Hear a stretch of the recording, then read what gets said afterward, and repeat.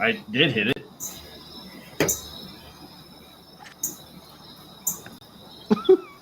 All right. Hello and welcome to the Mocking with You podcast. We are having some technical difficulties here today. Our intro doesn't want to work. Chris's computer is running slow. We have a special guest, Big B. My brother is back and returning for our top 20, not in the Pro Football Hall of Fame mock draft. And then we're also going to bring you some predictions this week. Well, let's go ahead and get straight into this draft. And before we do, let me just go and say we are moving our podcast into Friday nights for the NFL season and the football season, so we don't interrupt and hopefully get more viewers on Friday night while you're all out partying and drinking before the weekend and when you're all watching football over instead. So that is just an announcement. We are moving until Friday nights. So let's go ahead and get into this. And Big B, welcome back. And because of that, you get the first pick in the top 20 players not in the Pro Football Hall of Fame. It's really good to be back. And I just want to start by making sure and letting everyone else know that the guys that are now becoming eligible this year aren't included in the draft stock, right? That's correct. Yeah, no, this is more like older. Like, I mean, you got the people who have probably been retired for 7, 8, 9 years and haven't got in yet. Yeah. You could say that, let's say 2020 or, like 5 years old, at least 6, 7 years. They had to be retired for at least 8 years. How about that? Something around that range. And on some lists, I just look at the list, and some lists have Antonio Gates. That's dumb. Yeah. Okay. I just wanted to make sure we're all drafting by the same rules. Yes, you are. Yeah, well, that's where we're going. Right. Okay. Well, it really stinks with this first pick. One thing, did Patrick Willis in yet? No. Okay. He's really good at cutting you off. You just got to live with it. No, that's all right. I'm all. I'm the guest here. I'll shut up for the host. All right. What do you got for number one? Okay. I'm going to go with the guy that's been a 4-time finalist. You could say that about 2 guys that are currently out on the list at the same position. But I'm going to go with the guy that was a NFL 2000s All-Decade Team guy. Won a Super Bowl with the Rams. He was half of the duo of the greatest show on turf. And I'm going to go ahead and put Torrey Holt as the best guy not in the Hall of Fame currently. Yeah, we got him on the logo. Yeah, I wonder what our graphics designer Joshua O'Connor was trying to say there with the logo throwing that guy on really high. Mm-hmm. Yeah, he was imploring us to take him high. Yeah. And I just say that the wide receiver class is just so loaded that it's unreal, and that loaded beyond belief. And I don't think that Torrey Holt is a bad pick here, but I do think that there's somebody more in the building. I mean, there's definitely wide receivers that, the wide receiver is a logjam to get into the Hall of Fame. Torrey Holt's been retired long enough that he should have probably already got his chance to get in. Like you said, 4-time Hall, finalist, and still hasn't got in. That's probably a little blasphemy. I've always we already have one receiver or we have one Ram, so we can't put another one in there. I think that's always been crap. If they're that good, they deserve to go in. You shouldn't push them back because you have to fulfill some random number out there, some random pool that you're pulling from. If he's deserving, he deserves. That's how the voters work. That's how the voters work. They come back into the room and they're like, "Well, we got 10 Steelers in the Hall of Fame." Yeah. So speaking of that, I am going down the same road as my brother with this gentleman I am taking. His injury was cut short by a severe injury. He is a 5-time Pro Bowler. He is a 3-time All-Pro Bowler. He led the league in receptions 3 different times. He also led the NFL in touchdown receptions on 2 separate occasions. And if it wasn't for the injury, he would have gone down as arguably one of the best wide receivers of all time. And his brother is in the Hall of Fame. And I am taking Sterling Sharp. not being in the Hall of Fame as my pick. Yeah, that was what I was talking about. It put Lil Bs in the Hall of Fame. That's my whole. You got Terrell Davis. You got Calvin Johnson. You have all. I'm not trying to be mean. The Bears running back in yesteryear. Not Walter Payton. Gale Sayers is enough. Yeah, I mean, these guys played 2 really good years, and you have them in the Hall of Fame. Terrell Davis has like 3 good years and 4 other crappy years in it, but he's in the Hall of Fame.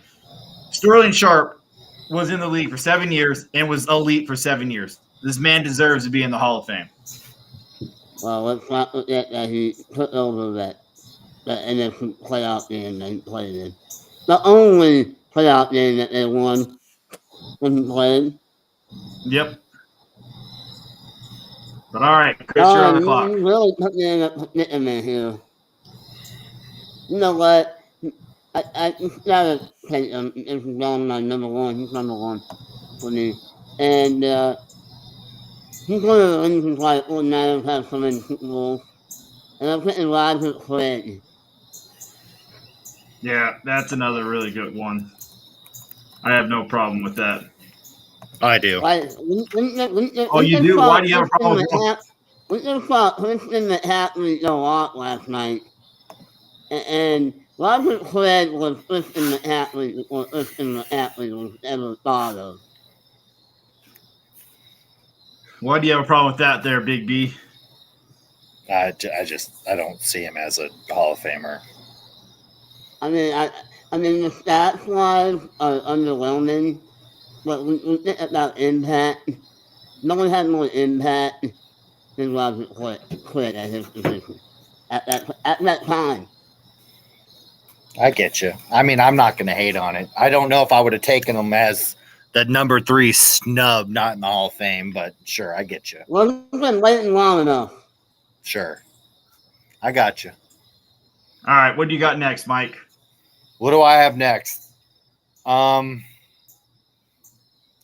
With my preamble to taking Torrey Holt, I said there was 2 guys that were 4-time finalists at the wide receiver position that didn't make it.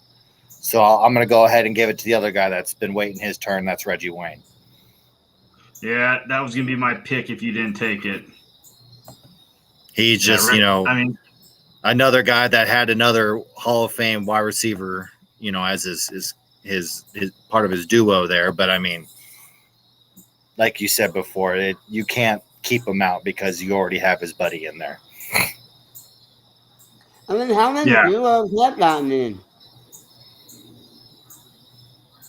I mean, you got Torrey Isaac, you got Reggie, Bruce, God, who is Reggie Wayne and Marvin Harrison? Jeez, there you go. Yeah.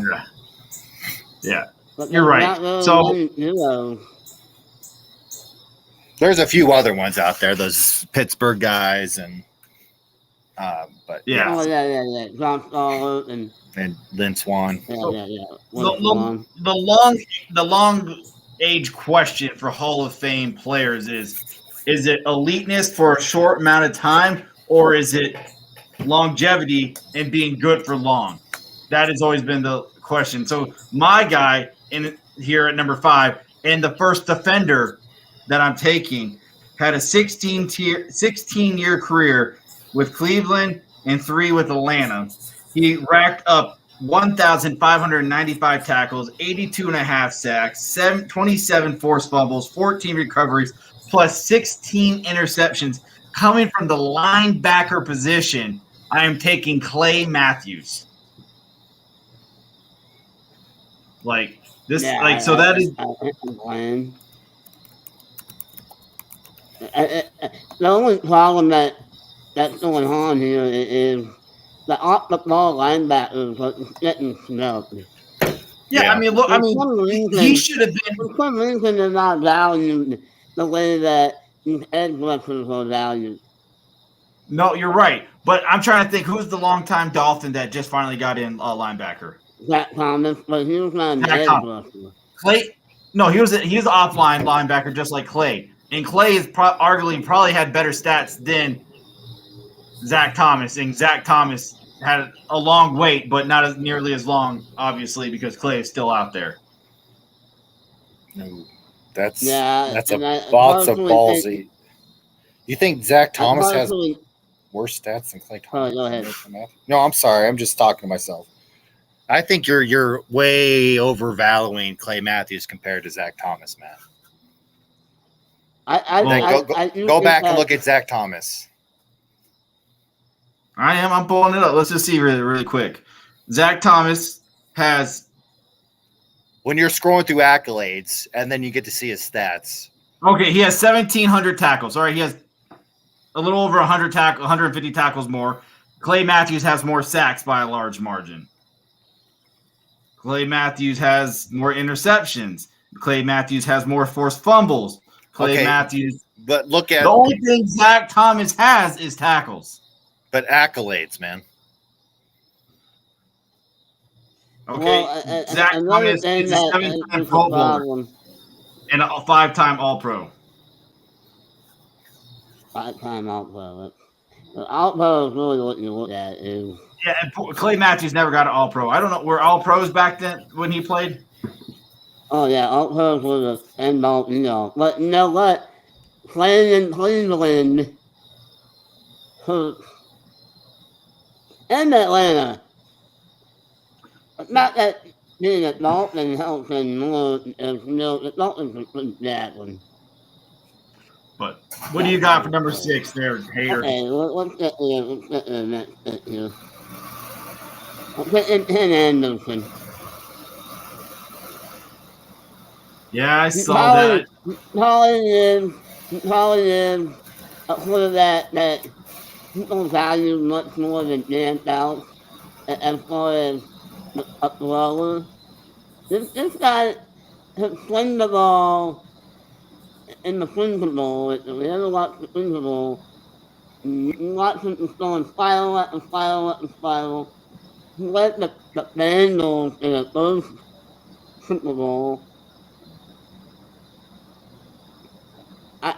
Honestly, I'm not a big fan of him, but if we're going to hit the quarterback who can get in now, it's been long enough. Yeah. I just don't know if Ken ever gets in with the how quarterbacks are producing nowadays. Ken might be that guy that just. We look at quarterbacks way differently now than then. He might be a senior committee guy later on. No, he's going to be a senior Indian guy. Yeah. I mean, that's where Sterling's at right now. Sterling's going to have to be a senior committee guy. Yeah, he's going to have to do. And that's sad. Yeah. But, all right, Big B. Who's your next pick here? It's kind of crazy that I made my list, obviously, of my top 20 guys, and I figured I just draft off of that. And so far, none of your picks have been off my 20. So you didn't have Sterling Sharp. I did. I added him late. When you put him in the DM group. I was like, oh yeah, Sterling. I didn't think about Sterling, so I added him late. But I figured you were going to take him, so I kind of just put him on my list, knowing that you were going to take him. Yeah, this is what we do when news on the show. Like, okay, I like Sterling Sharp, but we'll take him. So, go ahead. Yeah, but with that, I think I'm going to go with a guy that was snubbed last year. I think I'm going to go snub that. Yeah, the guy snubbed last year, and he probably has the most dominating defensive move that I've probably ever seen with the goal whoop-de-doo there. But Dwight Freeney. Yeah, Dwight Freeney needs to be in there. Dwight Freeney was next on my list. You just keep getting my guys right before I think that I don't know what's keeping them out. Well, if it's the fact that they really messed up and they decided, hey, we're not going to put the Marcus Ware in, we're going to put a guy who was undeserving because he won a Super Bowl with the Patriots. Yeah, Richard Seymour. Richard Seymour was not deserving of getting in the Hall of Fame quite yet. in my opinion. No, that's the problem. Yeah, Richard Seymour definitely was not deserving to be in quite yet. I'm I not saying knew he I wasn't deserving, but yeah, no, Dwight Lee is a great pick. And then remember the controversy? This is how great Dwight Lee was. Literally, there was a whole Super Bowl week where we talked about Dwight Lee's ankle. Mm-hmm. Yeah. If the ankle was play, and lo and behold, it played, didn't it? Yeah, I think so. Was that the Bears? Okay. That's when they played the Bears. Yeah. Yeah, okay. I didn't remember it was the same from the Bears. Oh, was it the Saints one? All right. So I'm gonna That's a keep good going question. ahead. I don't remember. I'm gonna keep going on and moving here. I got for number 8. I got a long time, another defender coming off the board here. He was during his playing days, he was known as the Judge Shut Down Defender, 5 straight Pro Bowl nods, 1 defensive player in 1980, while leading the NFL in 13 interceptions. He's also was part of the NFL's All 80s team. I'm taking Lester Hayes. So as I was actually just on a podcast a couple weeks ago, the Not in the Hall of Fame podcast, and what I learned was the stats isn't great, but he got burned a lot. Oh, so he's Tavon Diggs nowadays. Sorry about that. Sorry about that. ACL torn. I know that was a little too soon, but I wasn't sure to take a shot at a guy who's hurt, but he's played on Diggs for this day. But a little bit better. still, I mean, you can get burned. That was the same thing. That was the same thing with the Bengals corner who just got in this last year. Ted Riley. So he's Yeah, gonna have to play. he got burnt left and right, but I mean, he had to wait forever. But he was in the top like 5 of interceptions. I mean, So you can get burned. what Ted Riley is saying that if it's not a fan will eventually get in. We'll see. But all right, there, hater. Well, who's our number 9? All right. Number 9. I'm picking Matt Bond. He just died. And Who? I just looked at Matt Bond. He's an old NFL player. And look at straight. He had 9 Pro Bowls. And he had 6 All-Pros. And he was on the NFL title Eagles team. Matthew hard to look Vaughn? at stats. Matthew Vaughn.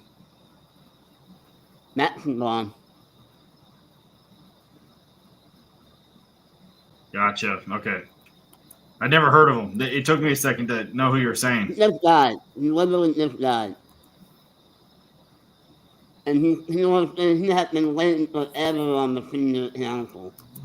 Or the senior committee and never got in. All right. What about you, Mike? Number 10. Who's going to round out the number 10? I'm going to go with, I mean, looking him back up again, he was a 3-time Special Teams Player of the Year. I didn't know he was a 2000s All-Decade team and the 2010s All-Decade team. I mean, punt and return yards leader a couple, 3 or 4 or 5 times. And he gets in. Devin Hester. He needs to get in. He does need to get in. He should, honestly, I would have argued that he should have been a first-time ballot. He was a game changer. He changed the game. And so many teams started taking fast punt returner guys early to try to recreate what Devin Hester was doing for the Chicago Bears. He reinvented the game and changed the game, and he's not being recognized. So I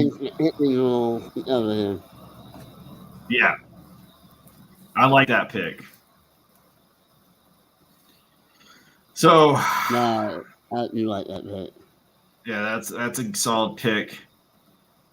I just don't like. I'm looking. I guess I'm going to take him now. There's going to be a lot of people who might hate this pick. I'm going back to the wide receivers. This guy has played for 3 different teams. He was a 2-time All-Pro Bowler. He's 11th in all-time receptions and receiving yards. Led the NFL reception and receiving yards on multiple occasions. And he just had bad quarterback play for a bad team, and that's why he's not in. And I'm taking Andre Johnson. My only problem with Andre Johnson is he really fell off. Okay. I Yeah, mean, but a lot of players. most of the guys, most wide receivers do, though. They try to hold on for those couple of years to live off of. Yeah. I think it's a little locked away. I mean, look at the fan of Julio Jones. And he finished off in the Titans. Everybody dies at the Titans, okay? Yeah, everyone dies for Titan. Okay. Mm-hmm. I have to say that that's the first pick from my list of 30 that I made for this draft that someone else took. That was the first guy. Well, I'm glad I finally took somebody off your list there, Mike. Yeah. All right there, Chris. Can you take another player off of Mike's list for him? I want to. I'm taking Jared Allen, though. Ah, damn. Yeah. He was going to be my next pick. Yeah, he deserves it. I was debating Jared Allen with Andre Johnson. So I think we all were. Not only did Jared Allen got the numbers, but he's got the persona. Yeah. Like, his speech would be epic. When he his got speech it. would His speech would be epic. I think I remember listening to Brett Favre's speech, and it was like 20 minutes, and it was fantastic, all 20 minutes, and they're not supposed to get that, but nobody was going to rush Brett off the stage. Jared Allen would be one of those guys. He either would have a quick 5-second speech, or he would just go in there, and you would just love every second of it. I mean, like, everyone says, like I was talking about with Andre Johnson, like, he fell off quickly. But Jared Allen, they're near unstoppable. For a long time, Yeah. And his offensive threat. He scored a lot of offensive touchdowns. He did score touchdowns, Yeah, he was the only receiver they had on him besides Tony Gonzalez. And then everybody knows his sack dance. Freaking cowboy tying up the cattle. He had his own sack dance. All right, there, hater. What's number 13 or Mike? I'm sorry. Yeah, I'm kind of. I was doing last-second homework here to see. I'm picking. I think I'm just gonna do it. I think he was a 4-time All-Pro or Pro Bowler, but no. I'm gonna go with what you were talking about earlier. I'm going short career, but just. He took over the game being fantastic at his position. And like we were talking about earlier, off-ball guys aren't getting the respect they deserve. But short career, being the best at it, I'm taking Patrick Willis. I already knew. As soon as you said that, I knew exactly where you're going and typed it in. Well, Mike knew I was going to pick him next. So I was debating between him and someone else, but just – Patrick there is just like, man, it's too tantalizing. He played a 9-year career, had 950 tackles, 20.5 sacks, 4-time All-Pro Bowler, freaking Defensive Rookie of the Year, Defensive Player of the Year. This dude, he retired young. He was Andrew Luck. I don't think any of us are picking Andrew Luck. I don't think Andrew is a Hall of Famer, so I'll say it. But, he retired in his prime. He could have played for another 4 years, 5 years, and just completely destroyed off-the-ball linebacker stats. Imagine if he didn't have the club on his hand or his arm for 2 of those years. I would have more picks. Yeah. The guy played through every injury he had and one of probably one of the toughest players in the league. Go ahead, Lil B. Yeah, I'm doing a quick thing here for a second. This guy I'm going to take is a 2-time Pro Bowler, 2-time All Pro Bowler, 1-time Super Bowl champ. He's well known for playing in Chicago for a very long time. This gentleman has 95 sacks. 92 of them is in the Chicago Bears. He is second in the Chicago Bears franchise in sacks. This man did it from the defensive tackle position, and I'm taking Steve McMichael. Steve McMichael, yes. Sorry. Was that on your list there, sir, or Go ahead. another one not on your list, huh? No. Well, the thing is, the guy is on his deathbed. I'm sorry, if you're at 95 sacks in your career from the defensive tackle position, you should be in the Hall of Fame. So the problem with Steve McMichael is, again, it's just like our argument earlier with the wide receivers is, how many of them inside players are put in the Hall of Fame? I mean, just because they were on a great team, but he did it past and before the 85 Bears. So you're going to punish him for one team for 1 year, and he played. That's how he played from 1980 to 1994. I mean, no, and honestly, you took my player and he was right there on my list, but he wasn't on Mike's list. Mike's too good for that noise. All right, hater. What you're on next. Now? Okay. Yeah.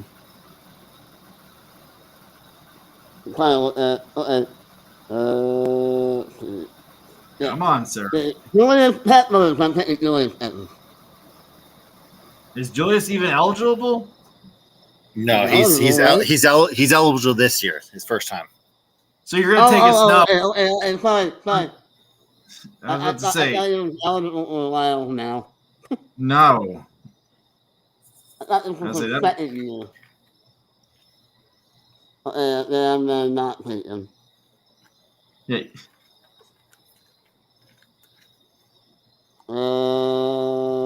I'm taking Leslie O'Neal.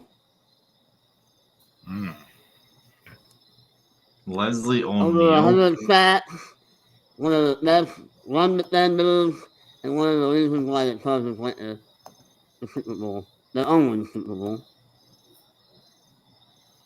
Yeah, I mean, if you have 132 career sacks, you're going to be in the Hall of Fame. I mean, that not. There's a very few number of people who have 100 sacks, and when you're at 132, that's pretty impressive. And I know Mike probably doesn't like it because Mike's just a hater of all things good. Who, Leslie O'Neal? I got nothing wrong with Leslie O'Neal. Do you have him on your list? I had him on my. I could think about putting him on my list. Yeah. Okay. Exactly. Oh, he knew I would take him. All right, is it my pick? Like, oh, hey, it's your pick. Yeah, go ahead. All right, I'm going to take the guy that I was contemplating when I was going to pick Willis there. I'm going to take Willie Anderson. I think he's been snubbed. He's been snubbed twice. He's been a finalist twice and hasn't got in. So the stat that he made up is otherwise not in there. What stat did I make up? No, that he made up. He said he made up a stat that he never did a stat at right tackle. Oh, well, yeah, that's true. That's why he needs to be in. That's why he's on my list. making up stats to get yourself voted in. It's never been proven. But he deserves it. I mean, the committee's made him a finalist twice. So I mean, he's been on the cusp. So I mean, to be on the cusp almost twice and not getting a jacket, I'll throw him on. I'll throw him on my team. It is clear that they picked what's his name over him. The Jaguars. Baselli? Yeah, Tony Baselli. If we remember correctly, Tony Baselli was basically playing right tackle because Mark Brunell was left-handed. Right. Oh, shoot. Now, won't be like, Well, this it's where just we get in the spot where should they really get in the Hall of Fame? well, I mean, there's guys who deserve to be in, but like, this is where it gets a little harder because there's some really good players out there that arguably are Hall of Famers. I was trying to find somebody to you know what? I'm going to do it because this guy did something a lot of people didn't do. He is arguably, and I'm going to give it away right here. He is arguably one of the greatest fullbacks to ever play the game. He has an impressive 71 career touchdowns during his 11-year career with the Tampa Bay Buccaneers. And I am taking the Mike Allstott. He changed the game. He deserves, just because he's a fullback, he was fantastic, amazing at that position, and literally, I mean, I don't even know what to say. He was great, one of the greatest. He is probably the greatest fullback to ever play the game. He was a bruising force. He has, I mean, for the fullback position, he has over 5,000 career rushing yards and 71 touchdowns. Jim Taylor, no. Larry Zonka. Larry Zonka. We throw them all out. We don't need them. Let's get Mike Allstott. Mike Allstott, baby. I'm throwing Mike Allstott there. All-time favorite, Mike Allstott. Hey, he was the YouTube highlight guy before YouTube. Exactly. He really was. Man. I had to throw him in there. I could have probably put in just to do it, but I'm putting Mike Allstott in the top 20, and I don't feel bad about it. All right, Hater, what do you got for next? This is your last pick, Hater. I'm still kind of puzzled on that. He's still struggling. He doesn't know what to do. I got too many guys here. Well, I mean, let's just listen to the Matthew, so that helps. I love the beautiful scenery in the background, Mike. Thank you. Yeah. Every time you come on, the rain scenery. Yeah. Yes. Is it just complete darkness now? Oh, man. Complete darkness, but it's okay. It's beautiful. For the sake of getting names on the list, I'm picking Corey Dillon. Corey Dillon. I don't mind Corey Dillon either. 18th all-time rushing yards. 20th all-time. Oh, sorry, I had that backwards. 18th all-time touchdowns. And 20th all-time rushing yards. Sure. Only one player ahead of him has that. Throw him in there. Throw him in there. Cool. Throw him in there. Corey Dillon. Throw him in there. Throw him in there. If we can throw in Mike Allstott, we can throw in Corey Dillon too. Don't hate. This is our list.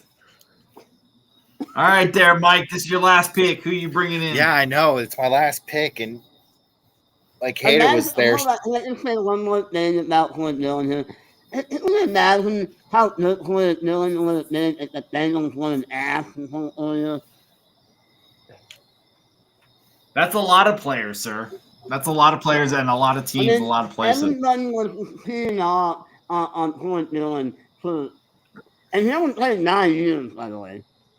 That's Joe Burrow right now for the Bengals. If they just had a better O-line, he wouldn't be getting teed off. Yeah. But the Bengals never changed. Sorry, Mike. Go ahead. All right. Damn. There's so many guys to choose from here. It's tough. Because I feel like some of these guys like actually truly deserve a nod to get in. There's a lot of guys. Yeah, there's a lot of guys. Oh, man. And I really picked Corey Dillon. And you pick Corey Dillon. Yeah. You copped out and took a stat-heavy running back. I had to. Do I just go the best nose tackle of all time? Or potentially? Let me get the big sexy, Mr. Overalls. Let me get Vince Wilfork. You're gonna put Vince in. Yeah. Hey, I mean, he kind of revolutionized that position, being a big man with that type of get up and go. He did. played on Super Bowl winning teams. I mean, he anchored that defensive line. I would say that Vince Wilfork was more valuable than the Patriots when it was talking about earlier who got in. Oh yeah, Seymour. yeah. Yeah. That I had on my list.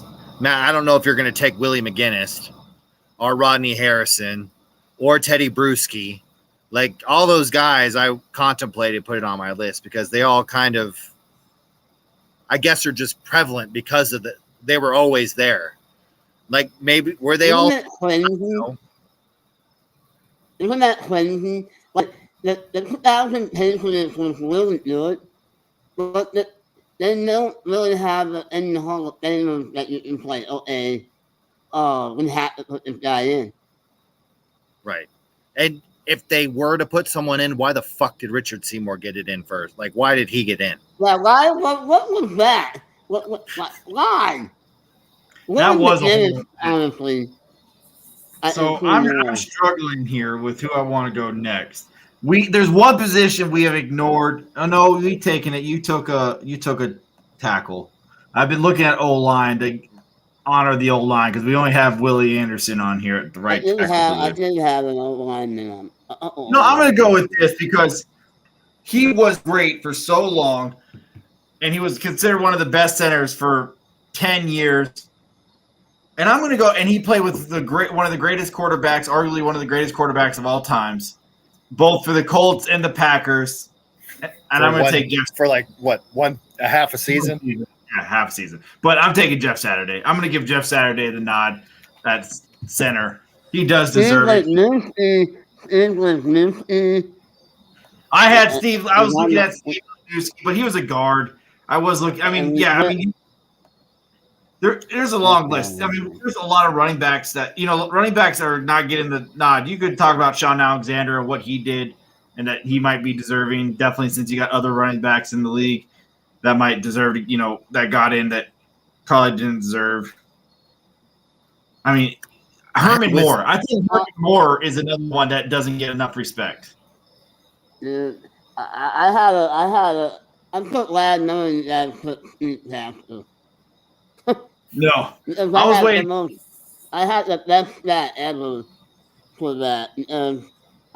I was looking at Albert Lewis, and Albert Lewis has got 11 block punts, a 1 block field goal, and a 2-time Pro Bowler, and got 22 interceptions. So, Wow, Randy Tasker in over him. Come on. All right.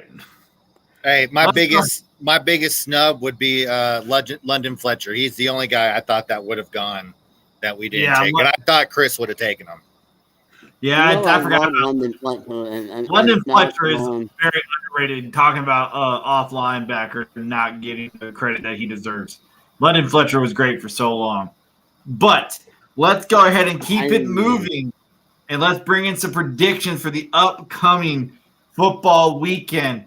And let's go ahead and let's talk about USC versus Arizona State, 9:30 tomorrow night on Fox. And do we really can we all just agree that it's going to be Caleb Williams' show here? What's the line at? It has to be 30? It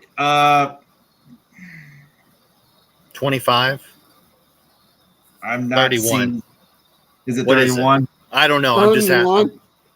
I'm just guesstimating. I thought you found it. I'll get it. It's 34 and a half. Is that what it is? God. Yeah.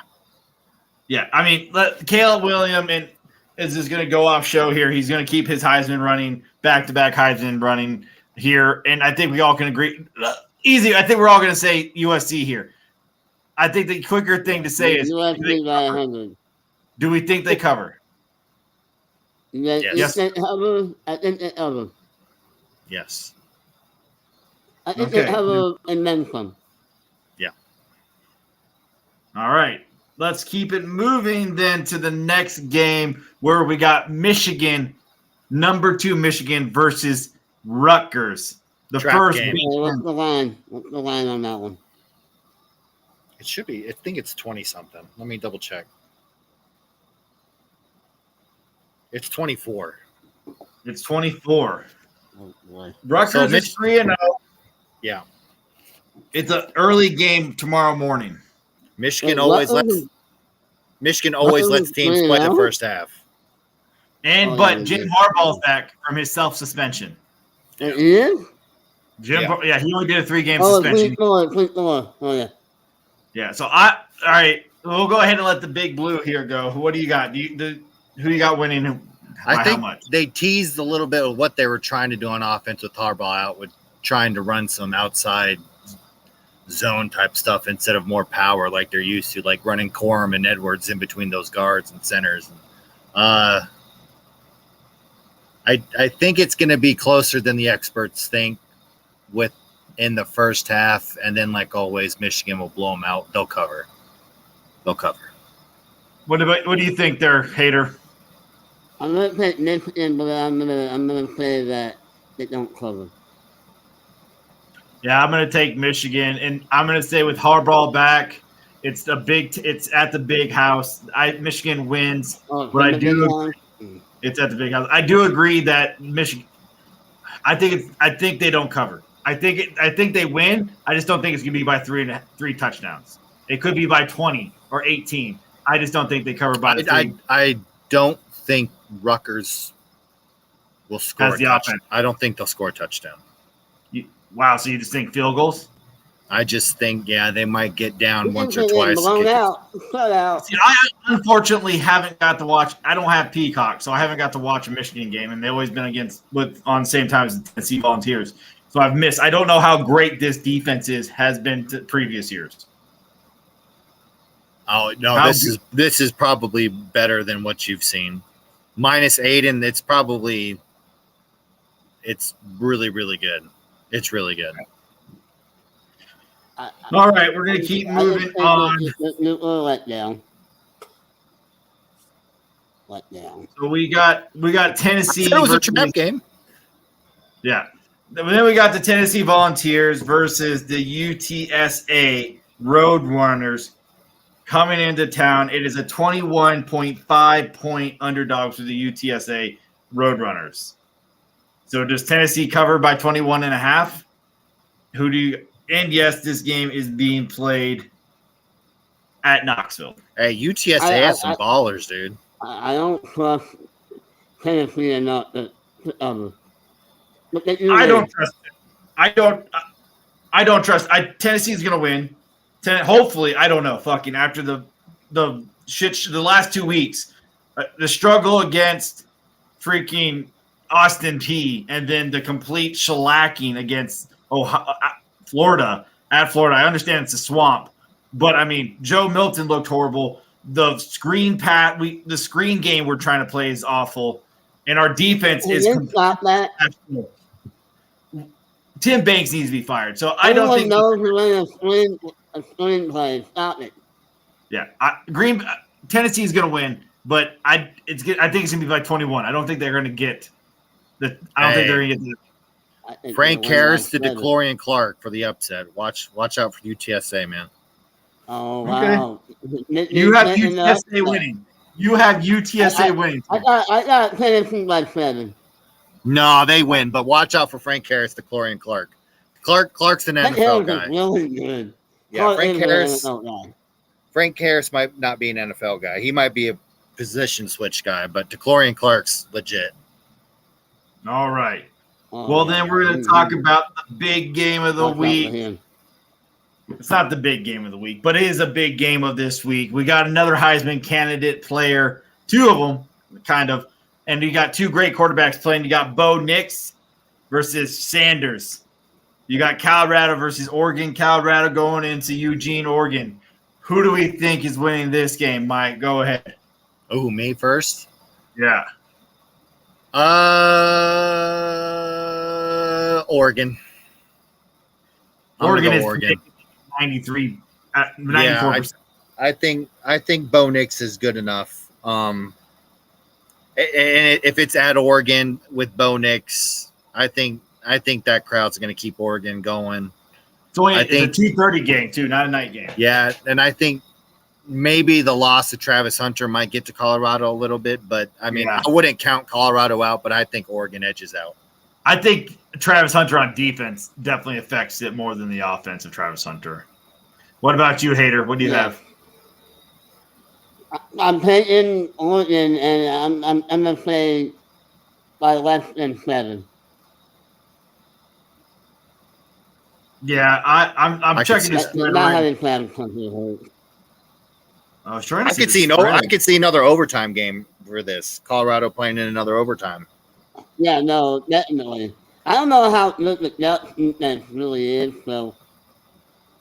I don't either. Sanders is no one that can play with. He is not. I'm shocked. I'm struggling so much to find the spread for this game. They have the Ducks as a 21. No, they have the Ducks a 21-point favorite. They should. Because Colorado's coming off of how many triple overtime with Colorado State? Yeah. Like, get out of here. Yeah, I mean, Colorado, you should be proud of yourselves. You should be happy you're starting 3-0. You're definitely going to be a bowl game this year. But this is where the ride ends. I don't see you guys beating Oregon. Oregon's just more talented right now than Colorado, and that's nothing bad to say. But I don't think Oregon wins by 21 points. I'll say that. That's a crazy spread. I would pick the plus 21. I would bet on Colorado too. Yeah. All right. That is it for college football week 4 predictions. We're going to go ahead and move to week 3 NFL predictions. And we're only going to do 2 games this week. We're going to go ahead and do the Chargers versus the Vikings. And I read something. I heard something on the radio that this is probably the most important game of the week because you got 2 teams at 0-2.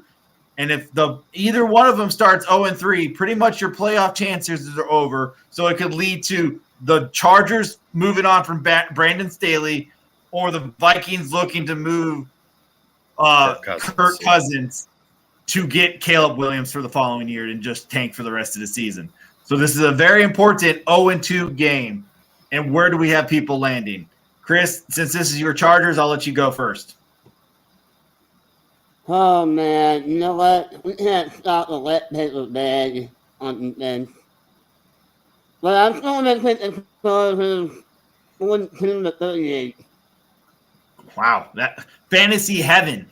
That's a lot of scoring for a lot of – there's a lot of Norman Madison and Justin Jefferson up in the door. And maybe some Cam Akers. No, they said he's not playing this first week. Oh, really? Okay, so yeah, he's not gonna play this week. No. Oh, wow. So Alexander gets one more week to try to hold on to his job a little bit longer. Yeah. All right, Mike. What do you got here? Chargers versus Vikings. Hold on one second. I don't get the difference between the systems here. It's the same system. It is. Both Staley and Kevin O'Connell come from the same system. I think Staley still has a good defense. He has Staley just needs to be a DC. I think he needs to go back and be a solid DC. He is the DC. He is. He makes the playoffs. Yeah. Well, he needs to hand those over. He needs to hand those over and be a head coach right now. All right, Mike. Chargers versus Vikes. I think I picked the Chargers in our pick 'em. I'm not confident in that pick, but I'm just going to stick with that because that's what I put on our pick 'em. I'm going to go Chargers. But I think the Vikings could very well hold off and win. I think the Vikings can hold on and win. I could go either way here. I believe I went Chargers as well, so I'm going to stay with the Chargers. I think the Chargers have the better quarterback, the better team overall. The Vikings don't have an offensive line. The Vikings don't have a defense. I'm picking the Chargers too because I don't want to see the Vikings win. So I want to see the Vikings win just so they can't get Caleb Williams. Oh, I'm not worried about that. I just want to see the Vikings lose. Yeah, I mean, it's always fun watching the Vikings lose because the Vikings thought they were going to – living in Minnesota now, the Vikings stat here is like, we're going to win the division. We're going to win 12 more games. I'm like, did you not watch your team last year? Do you really think you're going to be able to repeat winning that many close games? You're not. You're not. So I love it because it's so funny because all these Viking fans tell me that there's no way the Packers can go three-peat. There's no way the Packers can go three-peat. And, Kirk Cousins, and we're better than here we are, just sitting here minding my own business. So I do have the Chargers. I do think it's a close game. I could see this being like a 35-28, 35-31 score. Really, really just ugly, high scoring. Do you want me to predict the score? You can. You don't have to. 24-17. 24-17. Okay. I think it's not going to be as high scoring as you guys think it's going to be. I just know the Vikings. Minnesota's been turning the ball over too much. Yeah. The Chargers have been struggling. The Chargers are going to find their foot. There is no Austin Eckler. Yeah, no Austin Eckler. Yeah, that does hurt because Joshua Kelly's ass without Eckler. He is. All right, so at noon, we got the New Orleans Saints coming into Green Bay for the Packers home opener. You got Derek Carr and company versus the Green Bay Packers. And I'm going to go ahead and let the Big B go and predict this game. Love gets a little bit better. Gets a little bit more in tune with his receivers. Hopefully Watson's back. Maybe Watson's back, but hopefully he looks at Dobbs a little bit more. He's been targeting Reed. I think he targeted him like almost double what he targeted Dobbs first week or last weekend. But we need to get Musgraves more involved. I think he's a mismatch. I think I'm going to go the Packers just because of that home field vibe, being that first game back at Lambeau. And I'm going to say they win by 10. And you can pick the score, but win by 10. Okay. All right. I'm going to go Mike said a lot of things. If Watson's back, that's a huge upgrade and helpful for the offense. I think he'd definitely be limited time bases, though, like Dobbs was week one. We do need to get Musgraves more involved. I think he's a mismatch for those linebackers, definitely with his height and jumping and speed. And then if Aaron Jones is back, it sounds like he is on track to play, which is a massive upgrade because A.J. Dillon, I don't know what's wrong with him this year, but the dude can't catch. He's just tripping over his feet before he even touches the ball. It's horrible to watch right now. And I have so much Dillon. I love Dillon. I don't know what's wrong with Dillon right now. But if we don't have Jones, we need to – my problem is Jordan Love looked so good early on against the Falcons, and then we took him out of the game. He was playing, but we stopped letting him play. We just said, okay, we're up by enough. We're going to just try to not lose this game and play safe play calling and not let him try to make mistakes or we McCarthy'd it. That's what we McCarthy'd it big time. I hope because we're at home and we have all of our weapons back, they let Love play. Love can throw 300 up quick and easy, but we're not letting him. I think we need to let him start throwing the ball a little bit more and let him try to become we're letting him be a game manager right now. And I think at this point in the system, and he's proven he can do more than that, we need to let him do more than that. But the big thing I'm going to be looking for, can our defense recover? Thank God it looks like Jamal Williams is out and Alvin Kamara is still suspended and Taysom Hill might be hurt. I mean, Kendrick Miller is a rookie. We'll see what he can do. And then you got I don't even know. Tony Jones. Thank God they don't have a Bijan and a Tyler Algier here because our run defense has been thrashed. And hope our defense can step up. If not, Joe Barry's already on the hot seat. He's been on the hot seat for 2 years. But if we open up bad against the Saints at home, again, piss poor defensive performance, Barry needs to be out, and we need to start looking at something else. But I have the Packers winning. I'm gonna go just by a touchdown. I think it's gonna be close. I'm gonna say a 28-21 score. Chris, what do you got for the Packers Saints? Well, the Chargers defense, the Packers can stop a little bad on rushing yards, and DeAndre Miller's gonna rack up some yards here. And DeAndre Miller. I think they're gonna win. I think the Saints are gonna win 17-14. Oh God! Jesus Christ! Ugly. I mean. I hope it's an ugly one. It's an ugly one that you really didn't want to watch. We'll see. But, Mike, we appreciate you coming on again. We always enjoy you coming on. It's always fun. So thank you again for joining the Mocking With You podcast. Yeah, everybody it's always fun to join. Yeah, we always enjoy having you. Everybody go ahead and go follow him at Big B. What? Right? Big B Twitter handle. Brunelli Michael, I think it is, but you don't need to follow me. It's not important. But thank you again. Don't follow him. Yeah. Apparently, I'm at Supercharged 33 this whole week. Apparently, I just noticed that my tag didn't come in. So I've been at Supercharged 33 this whole time. We're having some technical difficulties, but thank you. Have a great week. God bless y'all, and let's hope for some great football. Thank you for listening to the Mocking You podcast. Yours truly, Lil B at Brunelli Sports and the Hater at Supercharged 33. I think it's like having a third person.